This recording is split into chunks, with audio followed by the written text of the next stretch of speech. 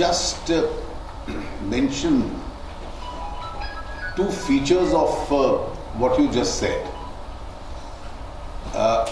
As the GST gets into its last round before implementation, there's one aspect of which still hasn't got the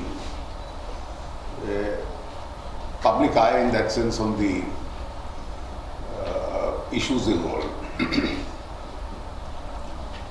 What is this new system? I'm not on the taxation method, but what it has done to the constitutional order in India. I tried briefly to explain it in the Lok Sabha, and I think some of the people may have understood it, but still the confusion remains. In the Indian constitutional order, you have no grey areas otherwise between the centre and the states. It's either white or black. So you have the central list where the centre has the power. You have the state list where the state has the power. One doesn't overlap the other. And in the concurrent list, where both have the power, if the centre exercises it, then centre alone has the power. So that's again no grey area. And repeatedly the lists have been interpreted to avoid a grey area. Both, if they both have a power, then there is, the concept was there is bound to be a conflict. To this conventional constitutional order of the last 7 decades, the GST becomes an exception. If you've seen the manner in which the constitution was amended,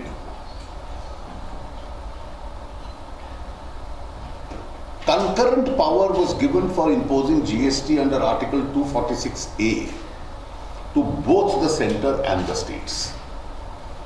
So it's a tax which can be imposed by both. And this is in substitution of all existing indirect taxes. It's a tax which is to be administered by both. And it's a tax which is to be shared by both. So in that sense, this becomes the first grey area. Now, how do you implement it? In order to implement it, while giving power to both, the Constitution got amended to say, in Article 279A, that there will be a GST council created. The legislation will be by Parliament and the state assemblies. But the recommendation of the legislation will be by the GST council. The word is recommendation. The recommendation of the rates will be by the GST council. So the council started functioning the moment the constitution amendment was notified. And the council has become the first ever federal institution in India.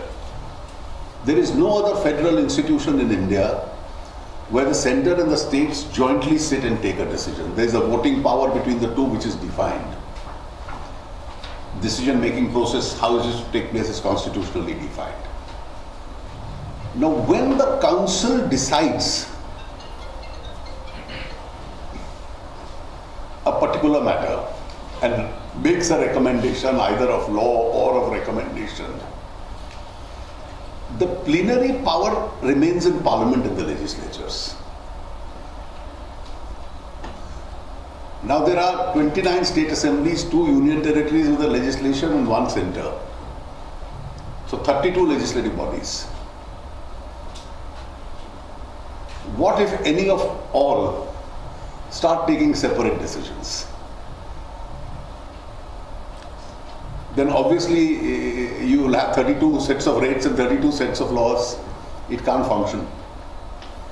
So there has to be an implicit self-restraint on the exercise of that legislative power, that you act in accordance with the federal commitments that both centre and states have made. Now this is being experimented for the first time. Initially there will be some difficulty in even accepting or even imagining this as a possible answer. But then there are no other solutions except that implicit self-restraint where you exercise on federal principles. Otherwise, for instance, when somebody suggests an amendment in Parliament, and I told him, is there now space left for unilateralism in legislation? Because all 32 must legislate identically. If they legislate differently, then there is no GST. And then there is a reluctant willingness to accept or not to accept that there is this implicit self-restraint to be exercised. So in that sense, we'll have to accept that this is for the first time that we are now getting into the grey area where both center and state have a jurisdiction. Otherwise there was only white and black earlier. One exercises the power or the other, and therefore there has to be this inbuilt self-restraint. On the second question that you mentioned, because a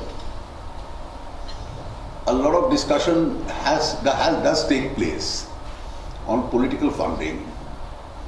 The predominant nature of political funding today is that neither is it clean money nor is it transparent. Now, somebody has to suggest the best method by which you have a total transparency and clean money. We experimented that.